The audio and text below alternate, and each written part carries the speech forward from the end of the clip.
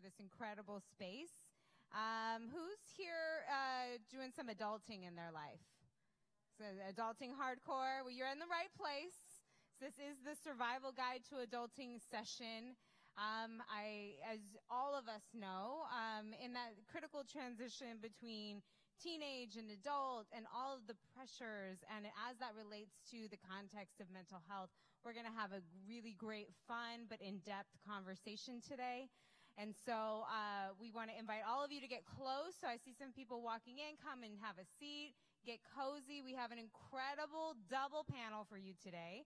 So we have, and these are some of the most extraordinary people. I've had so much fun with them backstage for the last little bit of time as they've been preparing to have this conversation with all of you and all of you watching on our live stream. So we're going to begin. I'm going to introduce our incredible moderator to you today, who's Jasmine Williams. She's an entrepreneur and a brand director. She's also part of this We Rise team. She's an incredible asset to community spaces. She's an activist, a poet, and a lovely person, and is going to guide us through our adulting conversation today. So will you please give a very warm round of applause and keep clapping until she comes all the way out for Jasmine Williams, our moderator.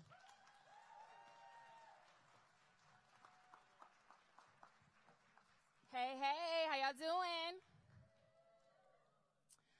You guys ready to talk about adulting and how good we all are or aren't at it? I'm going to invite out some of our panelists now, and I would love for you guys to keep the energy going. This is kind of a vulnerable place to be in right now. Talking about what you're not good at and what you're afraid of it's some hard stuff. So at any time in this panel you hear something that you agree with or something that inspires you or something that you're going to take out into the world and apply, please don't be afraid to snap, stomp your feet, make some noise, and let the panelists know that you're in support of what they have to say. Cool? All right. We have Jessie De La Cruz. Please come out. Jovian Zane. Kiara Williams. And Derek Kemp. And I'm going to let all of you introduce yourselves. I think you all can do a much better job at telling people the most important and inspiring things about yourselves than I can. So we'll start with you, Jessie, to kick us off. Good afternoon, everybody. I'm Jessie De La Cruz. I work at the Mayor's Office for Gang Reduction Youth Development, formerly incarcerated, former foster youth, now full-time college student, killing it in my community. Yes. Hey guys, what's up? I'm Jovian Zane. I'm the founder of the International Day of Purpose, and at my organization, we work with individuals and organizations, helping them to live and work not by accident, but on purpose. Hello, everyone. My name is Kiara Williams. I am an entertainment attorney.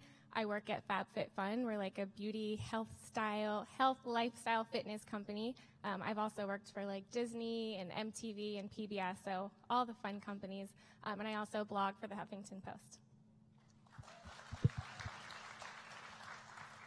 Hi, my name is Derek Kemp. I'm currently a student at UCLA. I graduate next month. Thank you. Thank you. I'm getting my bachelor's in African American Studies. I work with a group on campus called the Justice Work Group, which is an activist group comprised of students and professors who educate and advocate on behalf of incarcerated and formerly incarcerated peoples. Awesome. Got an amazing group of people here. So obviously we all come from different backgrounds and are at different stages in our lives.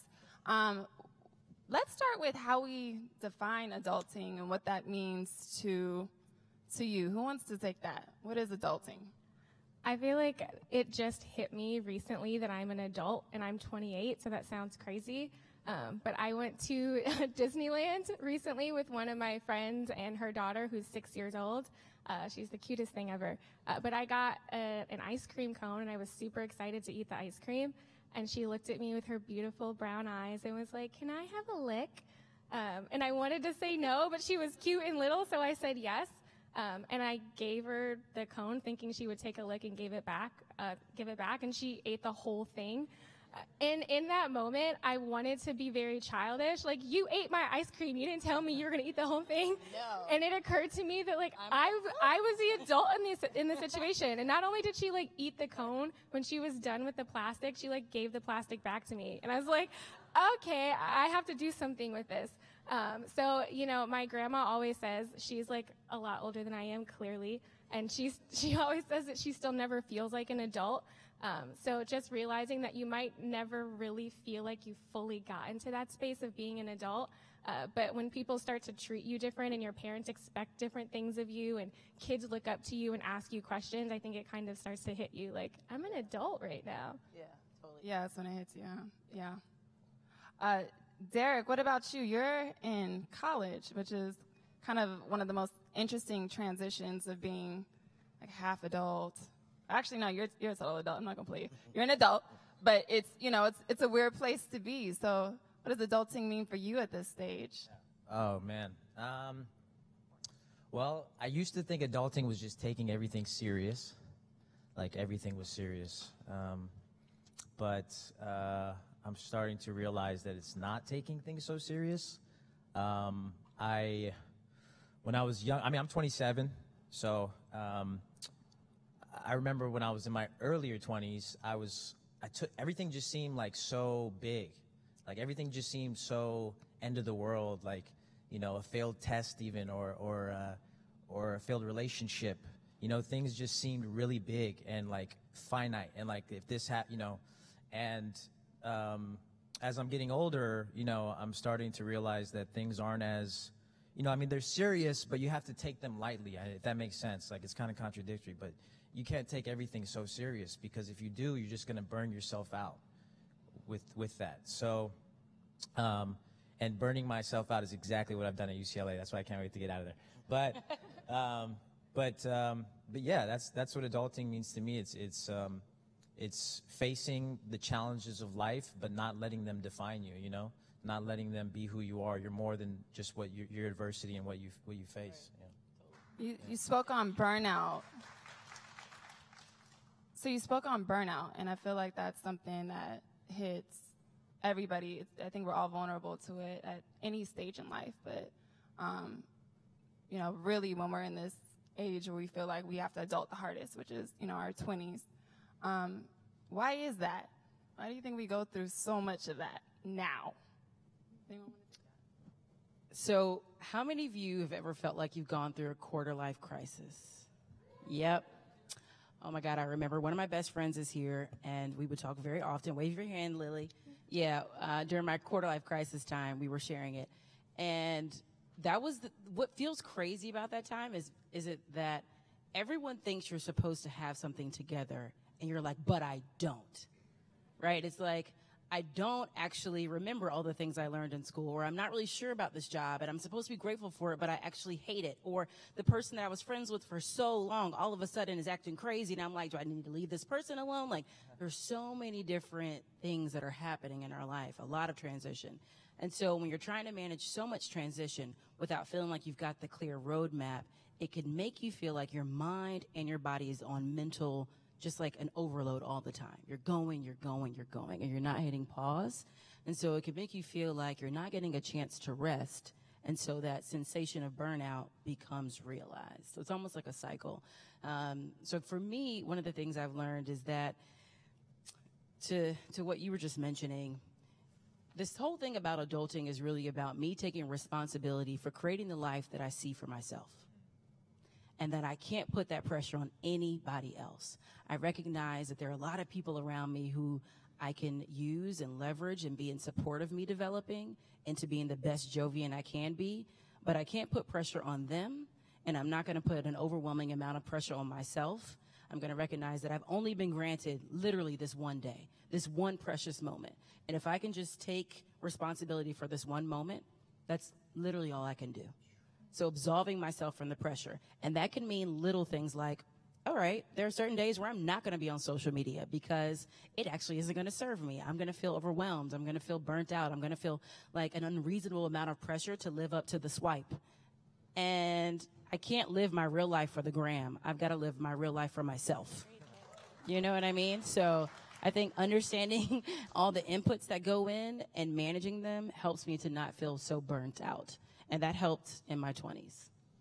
Yes, yes. Are there any tools that you guys use in particular to kind of help manage some of those expectations? I'll start with a little bit of adulting. So as a youth, growing up in the Nickerson Garden Projects in Watts, there was this perception that you're a youth, you're a child, you're supposed to have this wonderful childhood, go out and play, but keep in mind you have to be isolated. You cannot go outside. People are gambling out there in the streets, doing bad things. But reality is you are an adult, because once you make a mistake, you're tried as an adult. So having to figure out the reality versus perception at a very young age was very hard. Now as an adult, a lot of us look at social media, look at these glamorous lives, owning a house, having a car. As an adult, it's beautiful, but reality is, what are the steps I need to take to get there? And some of the tools that you can use, if everyone could take a second to look up there, you are resilient, you got this, keep going, and you are worthy. Yeah. Definitely self-empowerment and being able to acclimate to the situations with the pool of resources that are available, of course, and you can, si se puede. Yeah. Come on now, Jess, come on. Now, you spoke on, my favorite part of that was you are resilient, and I know you're full of resiliency. Can you talk a little bit about adulting and transitioning, in particular, you know, coming from the background that you did, and what that meant for you, and any obstacles that you had to overcome that were a little bit different? Definitely. I'll be glad to share that. So doing 9 years in jail and as a child and getting out as an adult, being a former foster youth, having no parents, being homeless was definitely a big struggle. But knowing where you came from in that dark place and not wanting to go back, you dig within yourself to make it to class 30 minutes early, make it to that job 30 minutes early, and leave 30 minutes after everyone's done, and document everything so it can be very professional. But of course, not only take leadership within yourself, but take the initiative to help other youth that are in that same position that you were. Wow. I think that's important to note, because I think all of us have to really look at where we come from when it comes to pushing through a lot of our, you know, depression, our anxiety. We all have to really dig deep into either our past or our present to find the motivation to keep going. So what does that mean for the rest of you? Yeah, digging into the past. Well, for me, a lot of my insecurity and self-doubt currently stems from, you know, situations from my past. You know, I grew up in Burbank. You know where that is? Which is like predominantly, at the time at least, it was predominantly like white, and there was a good Latino population there. But you know, me being mixed, I'm black, Mexican, and white. But there, I was just most of the time just labeled as like a black kid. I didn't really fit in very well, and I tried my best to fit in, which was a lot of making fun of myself, a lot of like trying to be something that other people were defining for me, like, oh, you're black, you're supposed to be funny, like, oh, you're black, like, you're supposed to be good at basketball. And I tried to be those things to appease my peers, and that left me with a lot of like self-doubt, feeling not good enough, feeling like, you know, my existence wasn't being validated. And so, and you know, I know it's weird, because it's like, you know, these things affect you, but you don't know to what extent they affect you, you know? Like, they affect you in, your past and what you went through as a kid, the trauma that some of us have faced, probably most of us here have faced some type of trauma. It affects us now,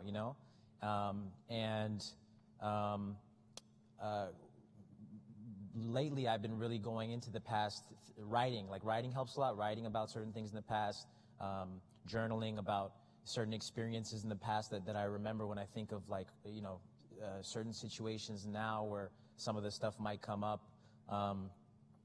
And yeah, I'm kind of rambling, I do that, but that's just to say that I think it is very important to know where you came from and how it affects you now. But, and again, to not let that define you, and to know that you can overcome those things. Like, I'm so nervous right now to be speaking in front of all you guys. Like, I'm like scared out of my mind, but I did it,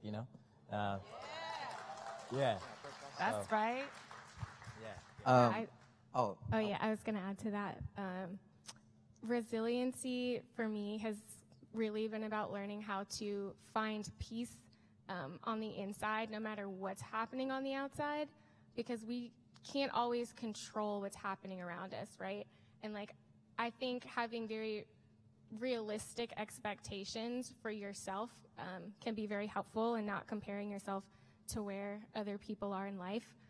Sometimes, especially with social media, we get on and we swipe up and we see what everybody else is doing, but it's like a snapshot, right? Like, I heard someone talk about how, wanting someone else's life is like watching the very best part of their movie, but not realizing that, they might have just had the trauma might have just happened and they just got to the other side, or they might have something traumatic that's going to happen tomorrow. But we see the best part of their movie on social media and we're like, I want to live in that movie. I don't want to star in my own life. I want to star in their life.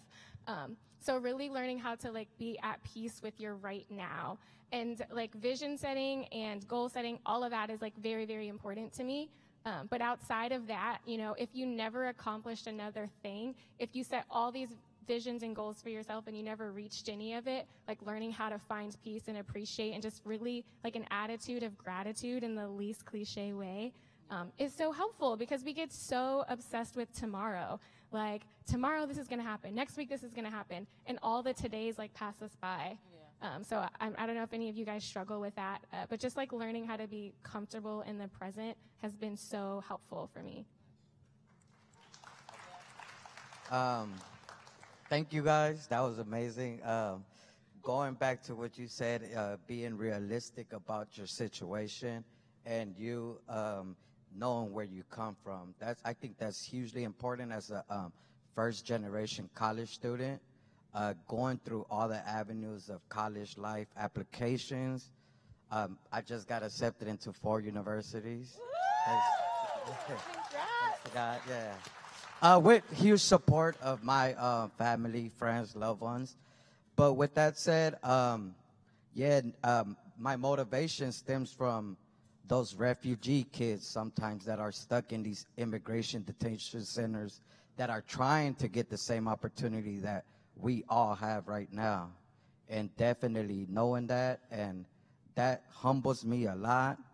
And being realistic, I still live in Watts, so when I go back to my neighborhood, there's a cognitive dissonance where I have inconsistent thoughts because I have the streets trying to get me back. But you have to know within yourself who you are, where you come from, and where you're going. Absolutely. And I love the idea about, really facing reality head on, whether that's the insecurity of being drawn back into the streets, or, dealing with the insecurities that still haven't left you, from childhood. One, I think there's this misconception that you hit a certain age and all of your insecurities about yourself just fall off. Lies. I get asked all the time, the first question I get is how tall you are. I'm 6'1". Next question is, do you like it? I don't think I got a choice. But we can go there if you want to. It never really falls off. And people, I think especially in this generation, we love to prey on people's insecurities, even accidentally, by asking them little things like, so do you like your height? I'm like, there's not a surgery for it. I gotta like it. You know what I mean? So, right. when it comes to facing some of those insecurities, in terms of adulting, right, online, what are some of your strategies with that? And what are some of the insecurities that come up for us as adults? I mean, outside of our bodies, maybe including our bodies, but what else? I could totally speak to this in lots of different ways. And I'll tell you a quick story.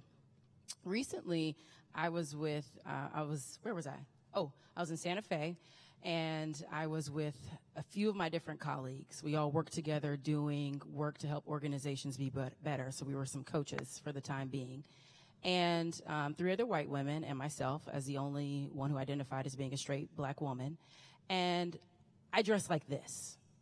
Sometimes if it's not this jean jacket, it could be a leather jacket, whatever. Come downstairs, and we're actually getting ready to go to a high school. This was the National School Walkout Day. You all remember when that happened? Right.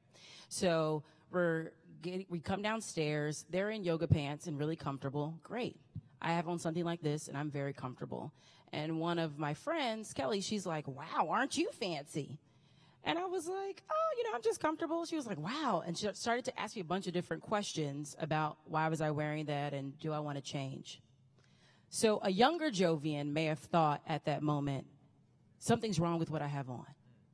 I got to go change my clothes to fit in with the group. But a more mature Jovian recognizes that she chose those clothes because she feels comfortable in those clothes, right?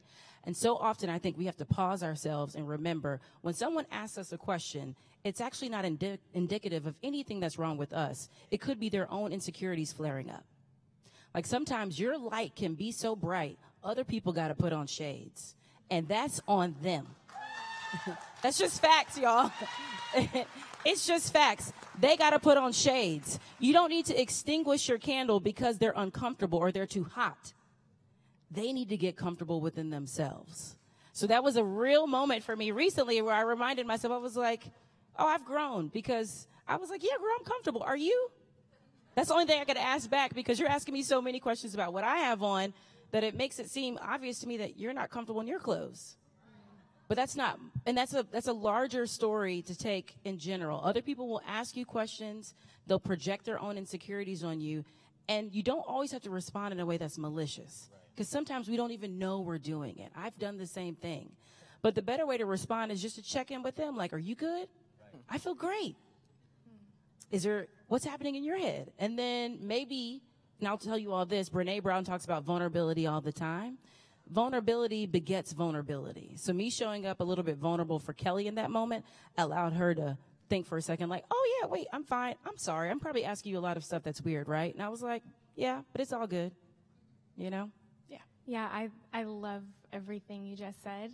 And I've struggled with a lot of those same things. And I think it's important to recognize that sometimes there are things that we are insecure about, and that's okay.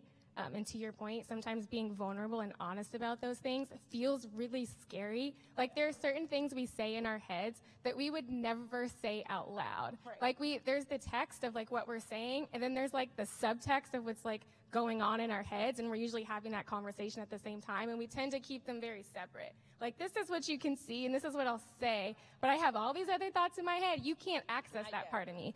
And, in being vulnerable, I think, is a gift. Like, you don't have to be vulnerable with someone if you're not comfortable, so you should never feel like you do. But I invite you in spaces where you feel safe to be vulnerable about your insecurities and to face them head on, because it's really helpful. Like, I grew up in Virginia. I'm a pageant girl, like very southern small town. And I went to school with all white girls, and they all had like very long, like beautiful hair. And I wanted that hair. Like, I don't know if anyone else has done this, but when I was little, I used to like wrap a towel around my head and like pretend like it was my hair. Like, look at my long, beautiful, straight hair. Yes. But, I had to get to this space where I was really insecure because clearly I have a fro, and I didn't want to wear it because I was so different than everybody. And I had to learn that admitting to myself first that it was an insecurity, right, and then being comfortable enough not only to talk about it but to like wear it was actually very empowering. So if you can find spaces to be vulnerable in a space where you feel safe and people aren't going to like attack you for it, like I highly encourage you to practice that. Just know, and again, be very wise about who you practice vulnerability with, and hopefully you have a person in your life like someone who you can just like share and open and be honest and say all the things that are in your head, and they're not going to like judge you for it. If you don't have that person, I strongly suggest that you find somebody in your life to be that with and just give them the gift of being vulnerable. And a lot of times they'll reciprocate, and you'll say something and somebody else will be like, girl, me too. Like, you have that insecurity. And then you have this whole beautiful moment of like sharing. And then that's like, to me, that's the most important, authentic part of relationship, when two people are comfortable enough to be like fully vulnerable about insecurity. Yes, to all of that. Now, I'm curious, because we'll be wrapping down pretty soon, but before anything, I think it's really important to take away some gems in terms of how you all were able to discover yourselves and discover your purpose, or navigating your way to your purpose. How are you, making your way to that purpose now? I want to like give an answer, but I could talk forever. So what should I wrap this up in? Like a minute? Like, no. Okay. So, y'all, I will just talk and talk and talk. So I mentioned earlier that vision setting is very important to me. A lot of people think they know how to set vision, but they don't.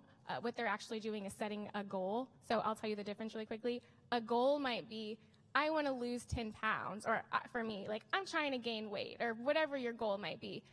A vision encompasses your morals, your beliefs, what you actually believe about the world, and it's usually in like a present tense. When you say things in present tense, your mind receives it differently. Like, okay, repeat after me. Say, I will be happy. I will be happy. Now say, I am happy. I am happy. Number 2 feels better, right? Like number 1 feels like that person might come in the future, but your mind is already like, but maybe I won't be. When you're like, I am happy, and you're saying it in the present tense, your mind receives that differently. So learning how to set a vision, instead of being like, I want to lose 5 or 10, whatever pounds, a healthy vision would be, I want to look in the mirror and love my body and fully appreciate everything about it. That's a vision. And then the goals underneath that might be, I want to lose 5 pounds. I want to work out more. I want to eat healthy. And what that does is, with the vision, there's no condition attached to it. So if you wake up one day and you had a cookie and you weren't supposed to, you're not like, oh, I'm messing up my vision. No, you can still look in the mirror and say, I'm beautiful. I love myself. I love my body. So without attaching the condition to the vision, it kind of gives you space and allows you to forgive yourself a little bit in the process. And so if you can learn how to set vision in every area of your life, instead of like, I'm trying to be married at this age. No, I want to build healthy. Yeah, girl, I already passed my 8, so whatever. But like, I want to build like healthy relationships with like authentic communication where I feel loved and seen. Like, that's a healthy vision. And if you can learn how to do that for yourself, I promise you, like, getting to your vision and like achieving your goals will be so much easier. Yeah. I would say a big thing for me would be being honest with myself about, who I am. So like, I have like generalized anxiety disorder. I've dealt with other mental illnesses and disorders, and I go to therapy. I've done therapy for years now. Yes. It helps me immensely when I do it. I've tried meds. I'm not big on them, but to each their own. But in certain, like for instance, being a guy, right? Like being a man, sometimes I feel like, it's not seen as manly or whatever to be, open about and vulnerable, like you said, about like, my mental illness or your mental illnesses or the things that you're going through, the things you're dealing with, like we try to like put on this facade of like, nah, I'm fine. Anything that comes my way, I can deal with it. Trust me. And that's not the case, and being honest about that is one crucial step towards self-discovery and recovery. Also, that being honest, I think also manifests itself in, and this is kind of like what y'all were saying about, talking, being vulnerable with other people, like reaching out. Like that's something that I'm still learning to do. And I'm still like adjusting to and struggling with, is like being open with other people with my feelings and my emotions, because as a guy, you're just taught not to do that. And luckily I have my mother. She's over here, my beautiful mother in the corner over there. She's a therapist for 20 years. Hey, mama. Yeah. And she's somebody who, you know, she's a therapist for 20 years, so she's always been very open with me and honest about feelings and emotions and you know, allowed me to express those things openly and never judged me. And so that's something that I'm now trying to spread on to other people, other friends, other family members and stuff like that. So, yeah, being honest with yourself and accepting yourself is a big thank you. I'll wrap. I had a huge identity crisis. I was like a gang member, a drug dealer. I had tattoos. I got a lot of tattoo removal. But just being thrown away in the cage for so long, you get to do a lot of self-inventory. I was fortunate enough to be put in certain circumstances where I went to a prison and my cellie was a lifer for double murder. I'm 19 years old. I'm looking around like, what the hell? But come to find out he was the college tutor. And I discovered school, higher education. And now as I'm in my field, working at the mayor's office in our community with prevention and intervention agencies, working with at-risk youth and real gang members, I think it's important to remember that all the people in your struggle will not be left behind because we rise. Hey now, I love that. I love that. Come on, we rise. So this idea of purpose is what I talk about all the time and have the great pleasure of thinking about. And the thing I would just share with folks is that how many of you have ever thought about, like, what's my purpose? Right. Yeah, it comes to us and it will evolve. The way I think about it is like breaking it down in a much more bite-sized way and starting to consider these questions that lead you to think through the future while also remaining true to your present. So who do I want to show up in the world as? When I am gone, how do I want to be remembered from my point of view? So not from anyone else's, but from my point of view. What do I want to say I'm proud that I was able to do, I was able to say, who was I able to touch? So I'll offer you 4 questions to think about as you consider like this idea of purpose. So this first question is, who do I want to impact? Like, who do you want to impact in the world from a positive perspective? And think about, what do they look like? What do they care about? Where do they live? All of that. And getting a clear picture of that can help you to organize your time and to assess, is what I'm doing today helping me to serve this person or this group of people? There it is. Hey now. Second thing I would say is, how do you want to impact them? So how do you want to use your skills, talents, resources, and experiences to impact the person or the group that you said? And the thing to remember is that you are uniquely positioned at all points in time to have that impact. I can't stand in your shoes. That person next to you, you two ladies, you can't pretend to be each other. You can pretend as much as you want, but it ain't gonna happen because you're you, right? So how do you want to use what you've been through to then be of service to that group? The second to last question is, who do I need to have impact me? So who are the great people around you, the mentors, sponsors, the organizations, the programming, the people that can pour into you, that can help support you? Because we can all attest that there will be moments when you don't feel like you can rise. And that's just real because we're human. And so you'll need someone who can say, yes, you can, and remind you of who you are in the world. Right. You need that. We all need that circle of encouragement. And the last question is, what needs to be true in order for that impact to be realized? It could be love and power, like you're speaking. It could mean that there may be relationships you need to get out of. It could be relationships you need to get into. It could be habits you need to shift, all kind of things. But I've started to think about purpose from the standpoint of impact I want to have, and it's allowed me to feel more free and more clear in how I want to show up in the world. And I'll close with telling you all that there's no better day than to think about your purpose than on the International Day of Purpose, which is on June 21st. It falls every year on the summer solstice, so lock it in, get ready to prepare to think about your purpose. Church. All right, you guys, please give it up one more time for these amazing panelists. Thank you so much. And I want everybody to stay seated. We have Kaya Gentle coming to the stage. This poet is fire. She comes from Get Lit Words Ignite, a nonprofit dedicated to increasing teen literacy in our youth in inner city Los Angeles and abroad. Give it up one time for Kaya Gentle.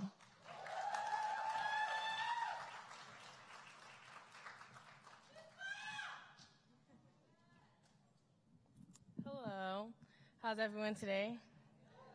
Oh, that sounds kind of sad. How's everyone today? So, yeah, like she said, my name is Kai Gentle. Since we're friends now, my name is Kai. So the topic of today's discussion was adulting. And, you know, I'm like barely getting into the realm of adulting, and I'm nowhere near close to where they are. And I have some time before I do that, but someone very close to me, very special in my life, is there. And this person expressed to me some of, you know, the trials and tribulations that they were going through. And it made me sad because this person is, well, like the poem, is a miracle in my life. So to hear them, you know, be this sad over adulting made me sad. So although I'm not there yet, hearing this experience made me write this poem for them.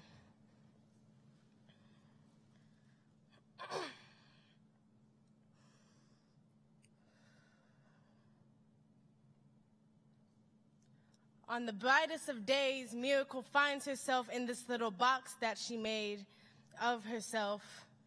On the darkest, she can't seem to find the holy. She's buried in the misery. I tell her, remember that time you forgot yourself in that box.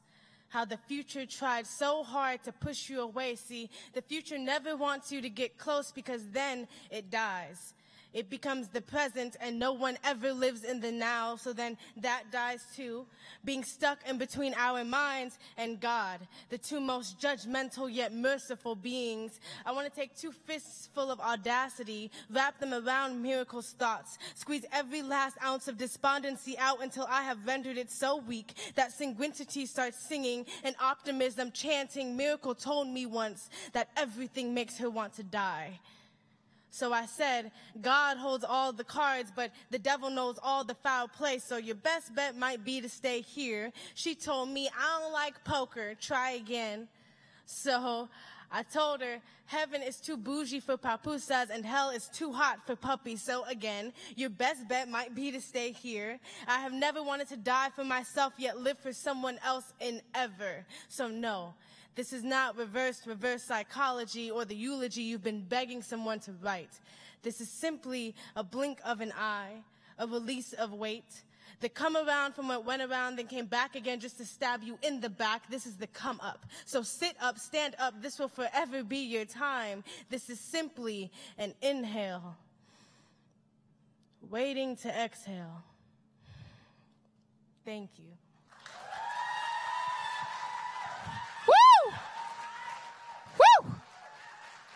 One more time for Kaya. And if you're ever looking for Kaya Gentle, you can find her at getlit.org.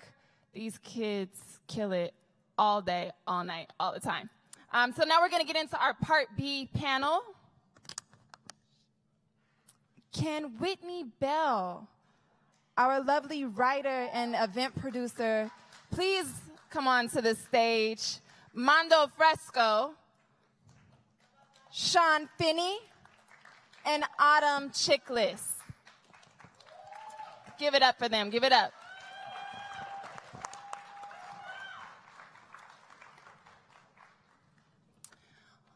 All right, so we're going to start this.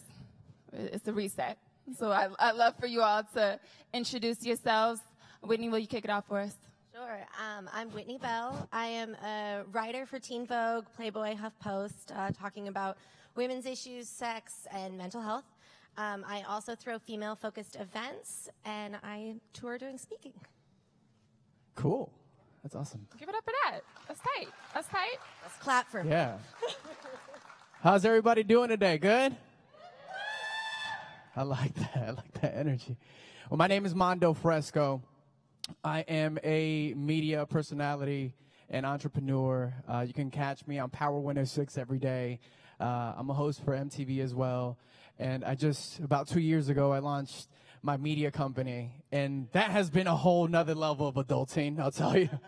And yeah, I'm very happy to be here with you guys. What's up? What's up? What's up, everybody? What's up, everybody? I'm about to say y'all sleep. My name is Sean Finney. I'm currently the head of membership outreach for the Oscars. It's my job to make sure that women and people of color represented throughout the membership and thus through Hollywood. I seat this really small show that nobody cares about called the Oscars. No big deal. I am a dreamer. I'm a doer. I'm a hustler and a lover. Hi, everybody. My name is Autumn Chickless. I am a writer, an actor, comedian, written for the Huffington Post as well, and I'm really excited to be here. She also has a book coming out in like a couple months. She's just being humble. Thank you. Yes, I have a book we're going to get into that book because it's everything to do with this conversation. Well, welcome all of you. Yeah. Thank you. So let's just jump right into it. One thing that all of you have in common is that you're pretty much all public-facing people, actors and writers and journalists, and in a sense, that kind of means you have to be two people, right? There's the person that the public sees, and then there's the person that you really are. So let's talk about what that's meant for you in terms of adulting and your mental health and balancing out your wellness through all of that.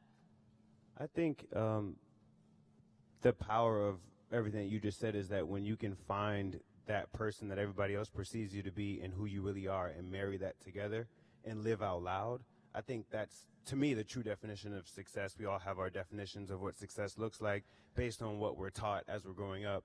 But I can honestly say that I've been navigating through this life since I've become aware and awoke, being myself, and I think that that in itself is a skill and a gift.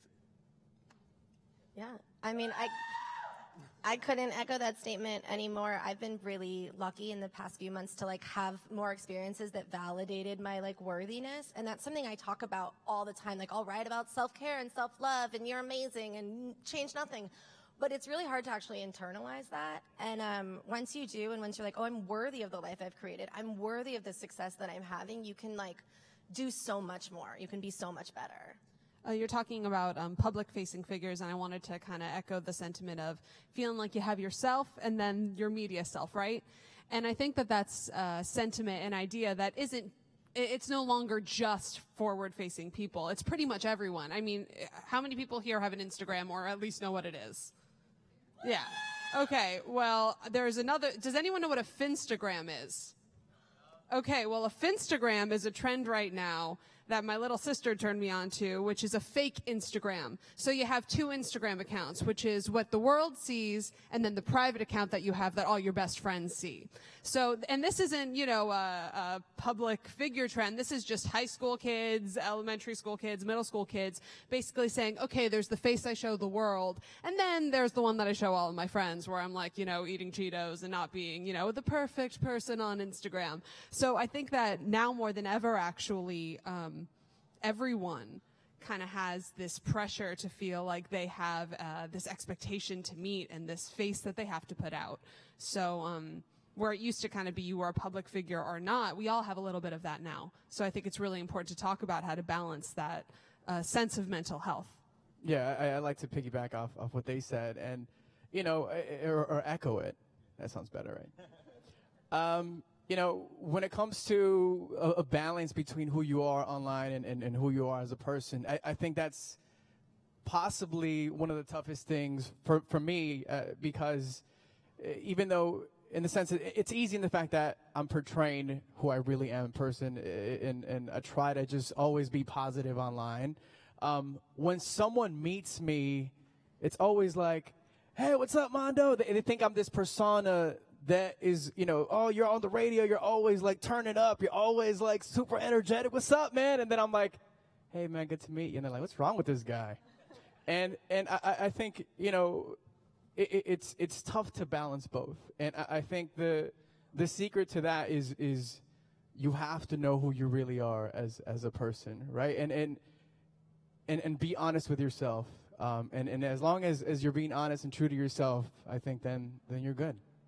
I mean, that's dope that all of you are able to be intersectional with who you are and who the world sees you as. We try to be. At least try to be. I think there's a level of vulnerability that comes with that as well, right? Kylie Jenner made a point of, before she used to have her complete life and personality on blast. But what comes with that is also people really persecuting and judging who you really are. So when you've got this kind of public representative, it doesn't hurt so bad when people attack that representative. So what happens, especially as thought leaders and activists and influencers, when that person is being persecuted, and that's really who you are, how do you filter through that? I have a lot to say on this topic. I am really forward-facing about my own struggles, about abortion, about my own rape, about things like that on the internet. And anytime anyone speaks up, but especially anytime a woman speaks up about injustices in the world and about sexual abuse, the vitriol that she's met with isn't what her male counterpart is going to be met with. Like, he might say something and he's going to get like maybe a death threat, which is horrible, but I'm going to come find you and rape you, and like, I'm not going to go into more detail, but they do. And as like a survivor of sexual assault, it's really hard to not get triggered by that stuff. And even the more menial stuff, just people in the comments section like tearing you apart because you talked about your abortion or because you said that someone was harassing you. And it can really start to take a toll on your mental health, especially the more you engage with it. And people say, like, don't feed the trolls, but it's really, really hard not to when people are, like, tearing you apart on the internet. And I got the best piece of advice from Roxane Gay a couple of years ago, and she said that anyone who is investing that much time to, like, harass someone they don't know on the internet, it couldn't possibly have to do with me or with the person who's being who's the target, because they don't know you. And so it's whatever your work does that like sparks something in them, whatever it triggers in them, it has nothing to do with you. And it's been really helpful to be able to take a step back and look at that. Well, one thing I've always said is if someone thinks bad of me, they don't really know me. And I think that's what we should walk out with, out of the door wherever we go, and even on social media. If someone is trying to bash you, is trying to put you down, you know what? I have no, like, as this, haters gonna hate, right? Then as long as you know and you're aware that if someone is talking bad about you, or someone's trying to put you down, or someone's talking behind your back, if that's the case, honestly, then they don't know me. I think with the internet, now everyone obviously has a and this is a topic of discussion a lot now. It's everyone has a platform to express themselves, and in a lot of ways that has been tremendously positive.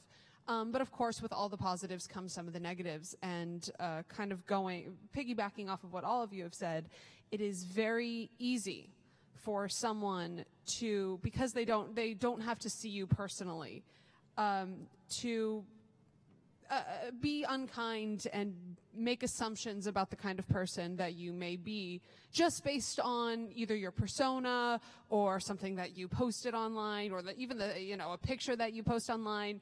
And it is entirely unwarranted. I think it's very easy to kind of get swept up in this idea that everything you see on the internet is indicative of what everyone else thinks.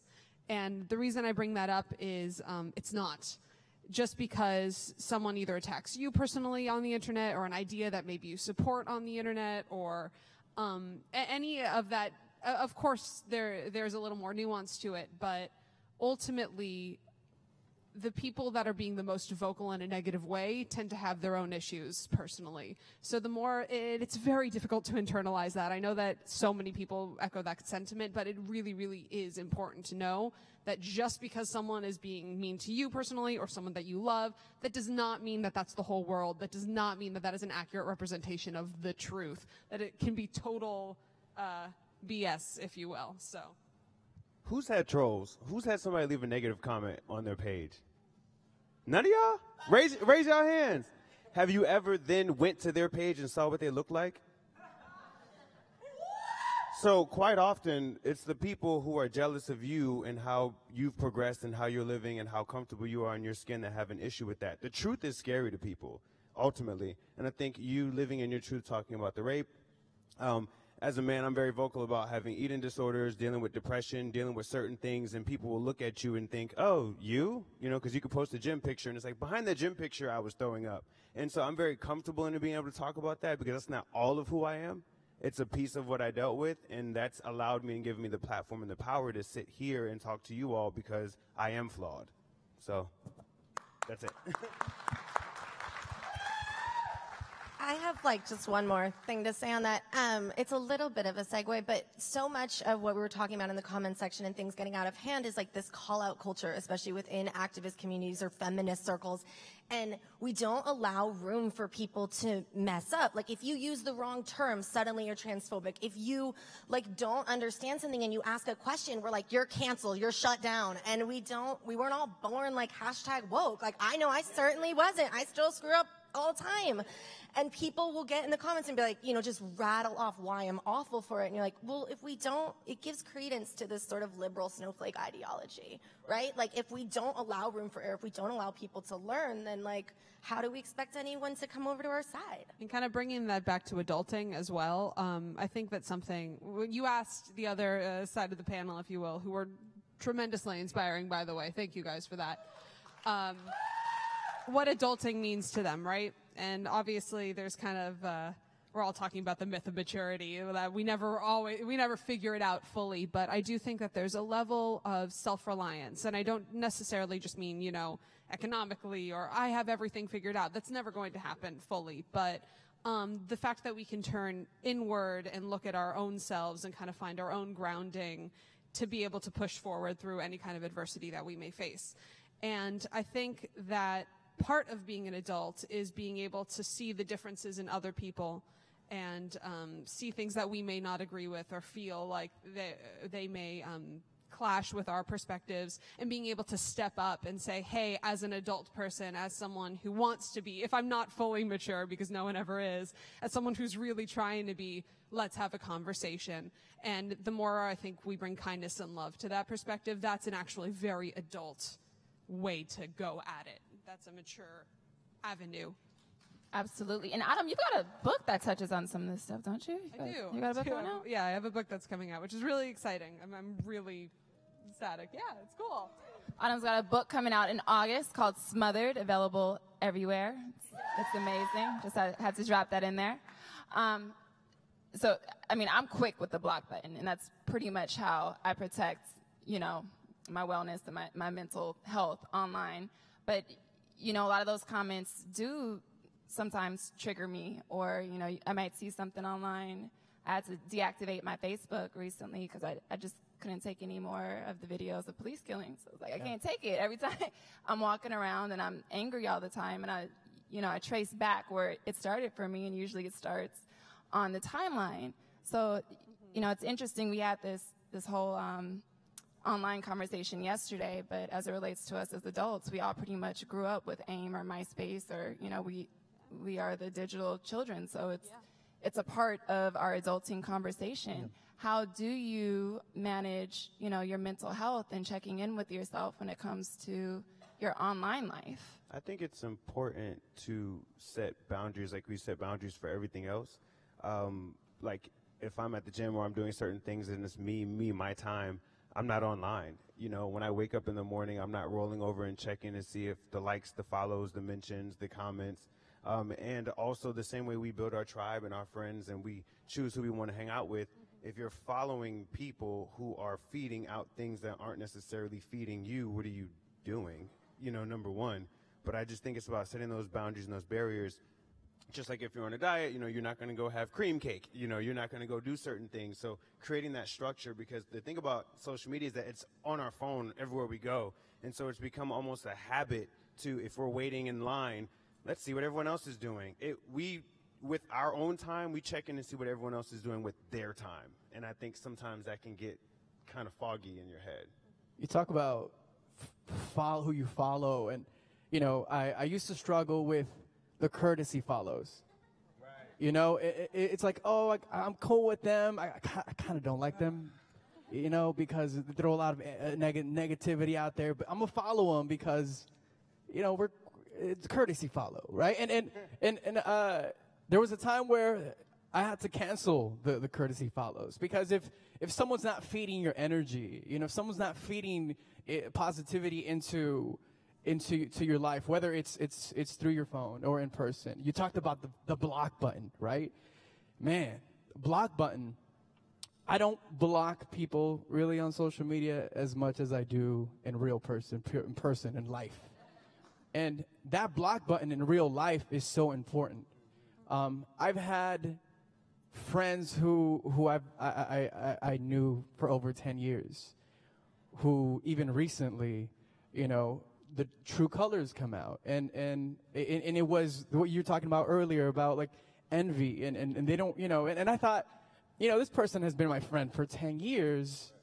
I can let my guard down, and I'll tell you this, we had a very long conversation, and it was so full of hate on their end, and I was so surprised and hurt as I'm here, I'm hurt about that conversation. And as close as I was to this person, it's crazy to say I had to block that person from my life.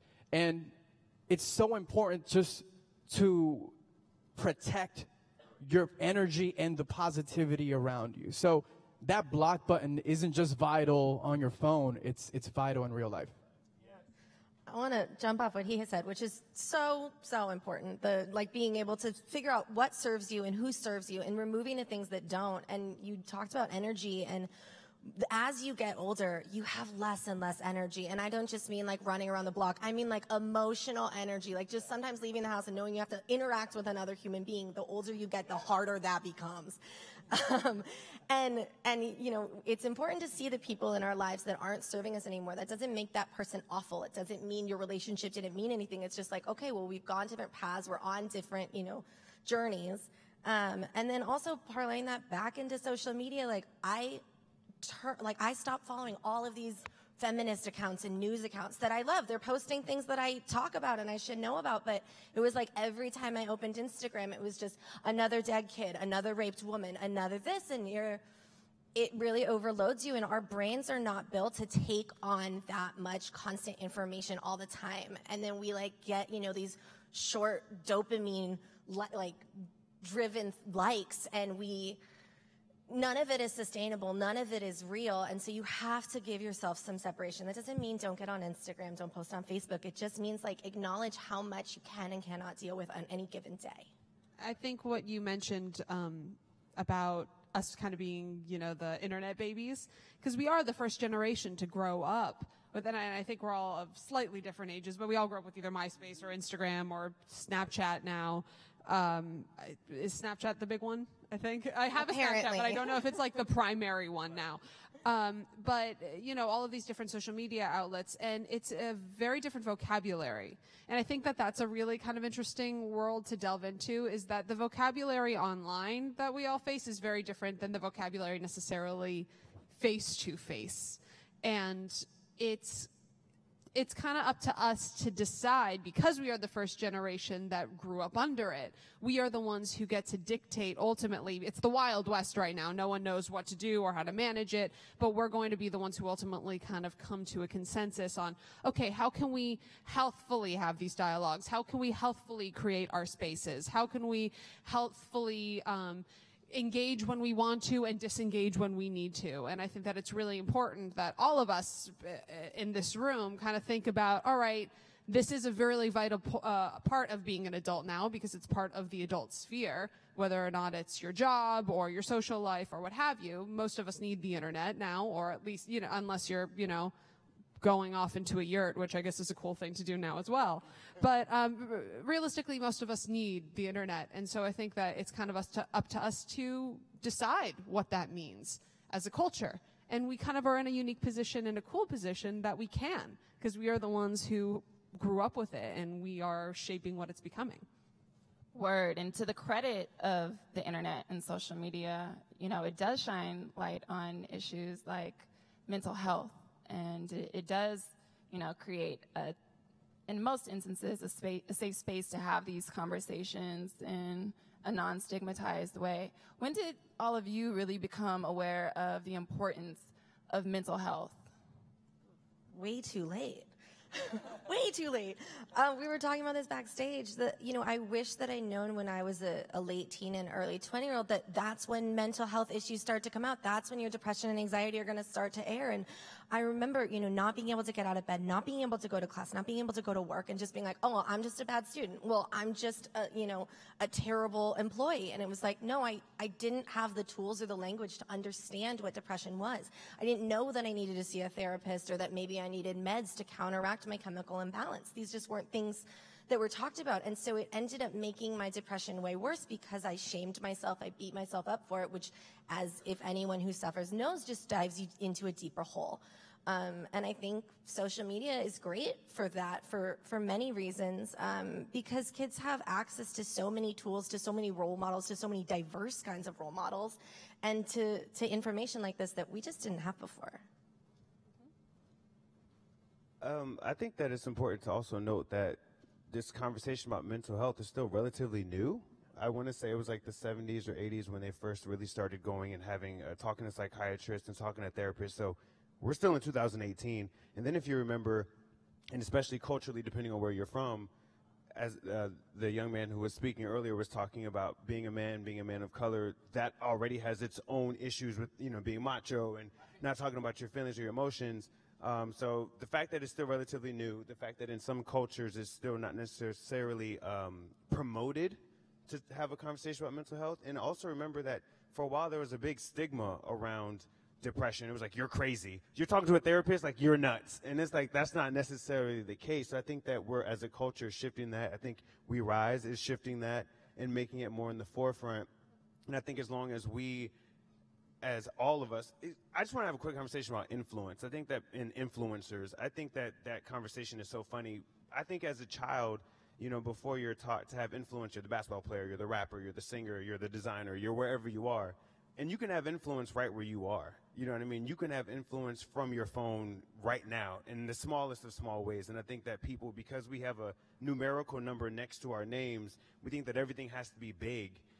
No, you can start now. You can start with 2 followers, 200. You can start with 2 views. You can start with 2 likes. You can still start because everybody has to start somewhere. So influence is whatever you want it to be. And influence doesn't mean that you're the front person. There's a lot of influence. The lighting guy who made this, the people that are in the back, the person that they rented these microphones for, all are the person who built this stage. We're just here. We're the topping on the ice cake, but everybody had to install all this beautiful art if you haven't seen it. Everybody has influence, and you can have influence right where you are.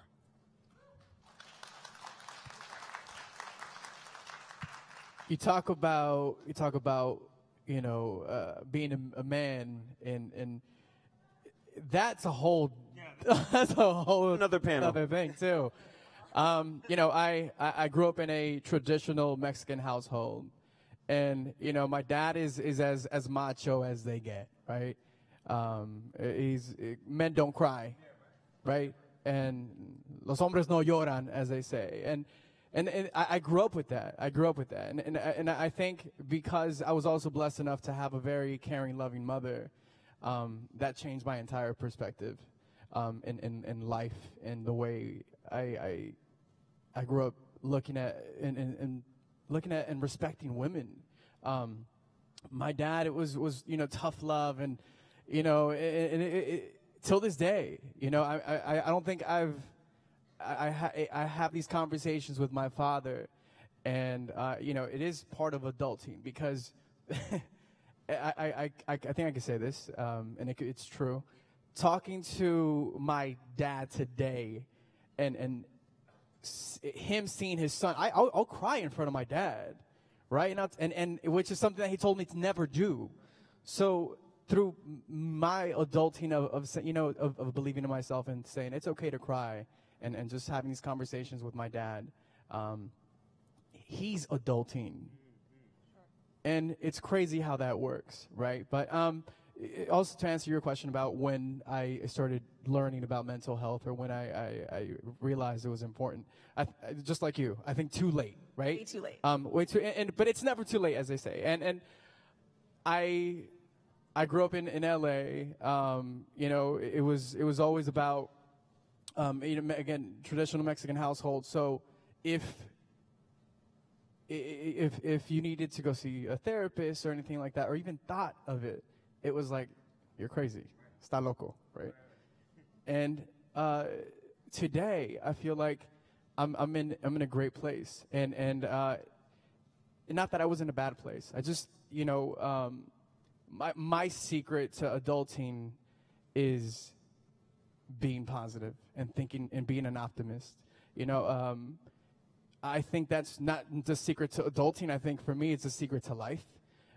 It's just always thinking positive and just having positivity around you and positive people around you. I think for me, that's key. Yeah. Major key, as DJ Khaled would say. In terms of when I first became aware of why mental health was important, I was really fortunate to grow up in a house. I grew up in an artist house. So my dad's an actor, and my mom is she's what my book is about, and she's an incredible, incredible woman.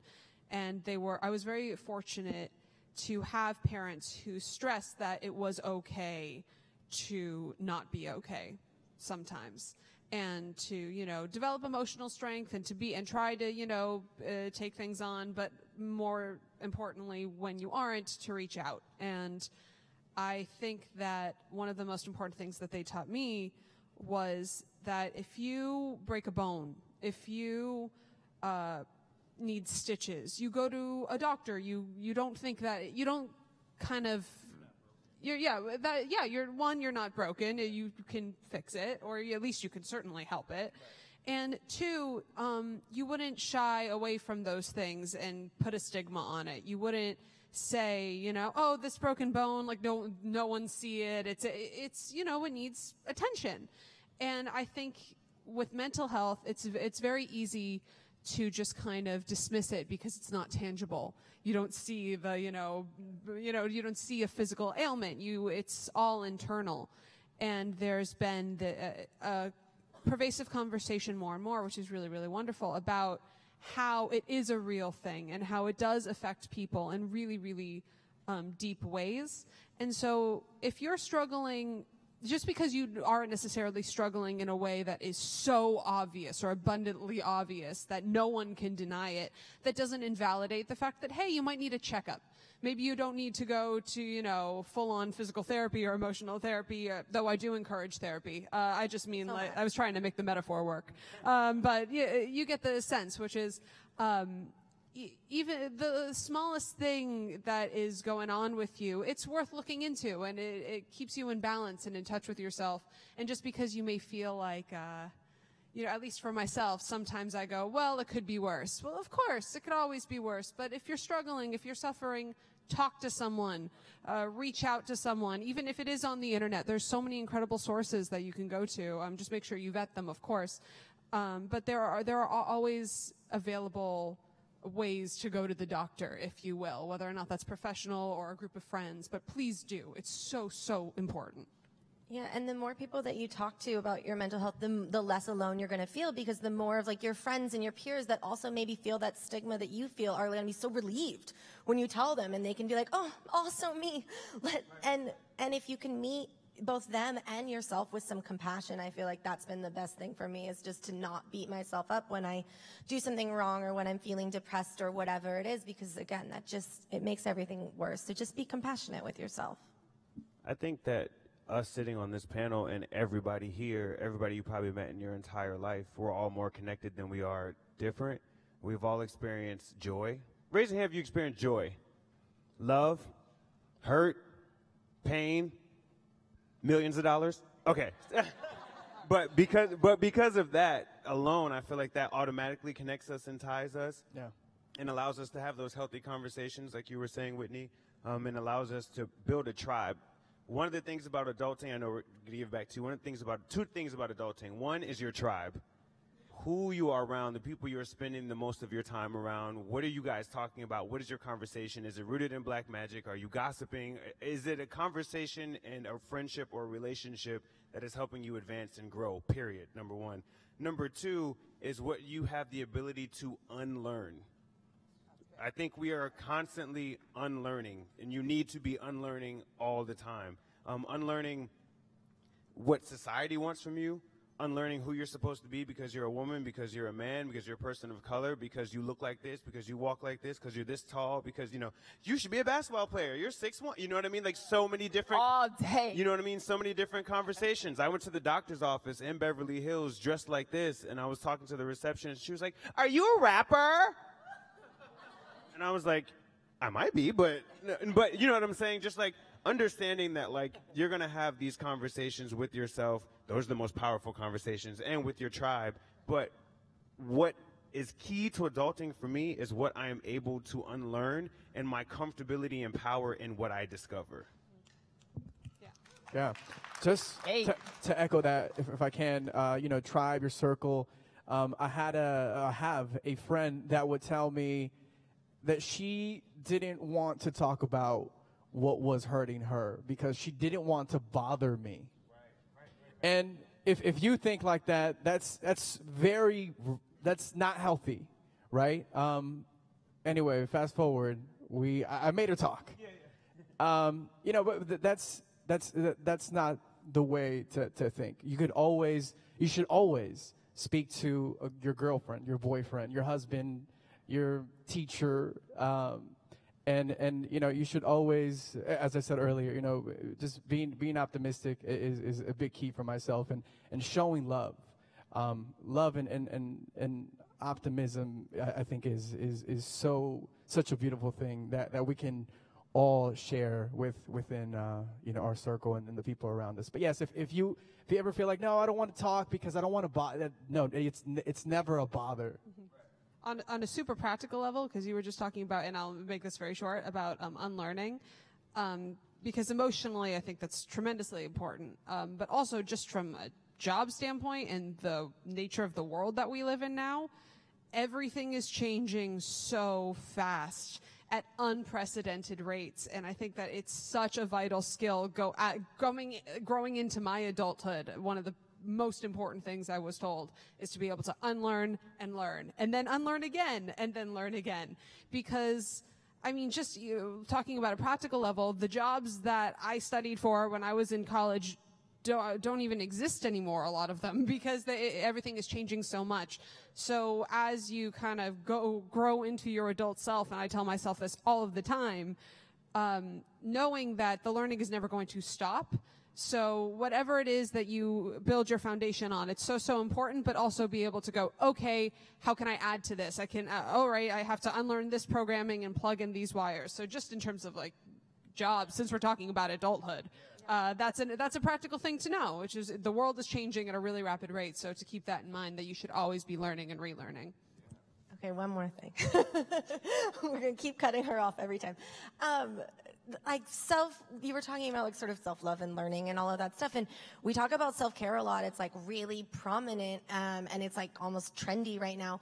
But we don't like really talk about the practical ways that means. Like, was anyone here taught how to do self-care as a kid? No? Literally not one of you? Yeah, and people think that it's like just like, you know, taking a bubble bath or getting a manicure, but like sometimes self-care is like waking up and taking a shower and like just forcing yourself to go on a 5-minute walk. And sometimes it's like just being able to sit in your uncomfortable feelings, which is the hardest thing to do. But unless you can like sit in your pain and sit in your grief and sit in your shame, you'll never make it through those emotions. You'll just bottle them up and pile more and more on. So self-care comes in so many ways, and that, I think, to me, realizing what that means to me and listening to myself when I need it has been like the biggest adulting move for me. And on that note, can all of us kind of go through and just give kind of one mantra of self-care for really those, especially like 18 to 22, when you're just now becoming aware of mental health and what that means in terms of tools to help you navigate that space. So I'm going to give you guys a second, and I'll start with the first sentence. I reserve the right to say no.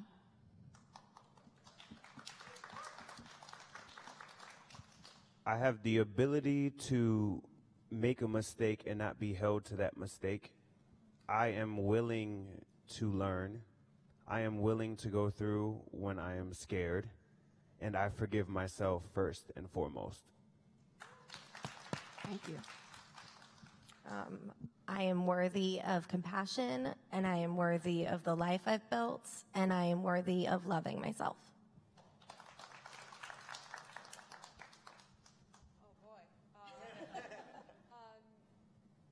I was trying to think of a different one that was, frankly, a little less personal. But someone taught me this. I think my sophomore year of college when I was going through a rough time, and I don't know why it resonated with me. With affirmations, you have to find one that resonates with you. So if it resonates with one person in this room, I'll be happy.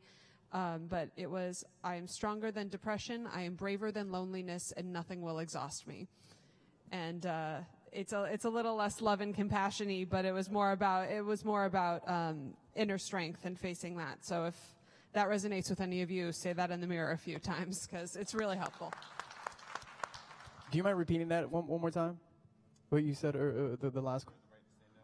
Oh, mine? I reserve the right to say no. No, before that. Oh, what your mantra is. A mantra. A self-care mantra or a self-care action, even. I don't have to do the dishes tonight, whatever.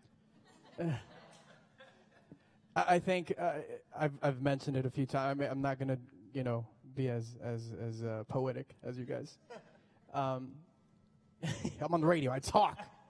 I'm in radio. I talk a lot. No, and I think my mantra is what I've said, throughout the conversation today is just showing, giving love, and being positive. And by showing love, it comes in so many different ways. For me, man, I'll try to make this as 30 seconds. Here we go.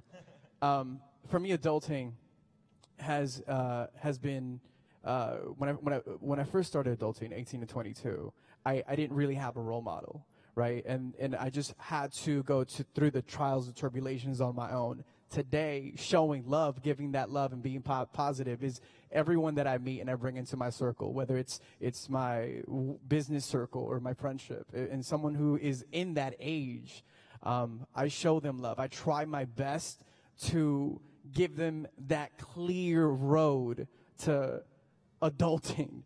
So I'll say, hey, man, come with me. I got you. So what I've realized, what I've done throughout my current life as an adult, who says that, is just about giving back.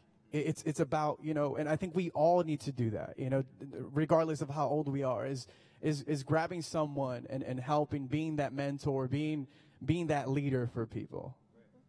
All right, so Mondo's sentence is, I give back and I give love. And I'd love for all of you to show some love to these amazing panelists. Thank you. Thank you. Thank you. Thank you so much. We're going to close out with a quick little We Rise chant. When I say we, y'all say rise. We? Rise. We? Rise. All right, you guys have a great one. Yeah, thank you. One more announcement. If at any reason, it doesn't matter if you need a reason, there is a therapist in the back. There's several therapists in the back if you are looking for anyone to connect with. Please feel free to engage today. Thank you.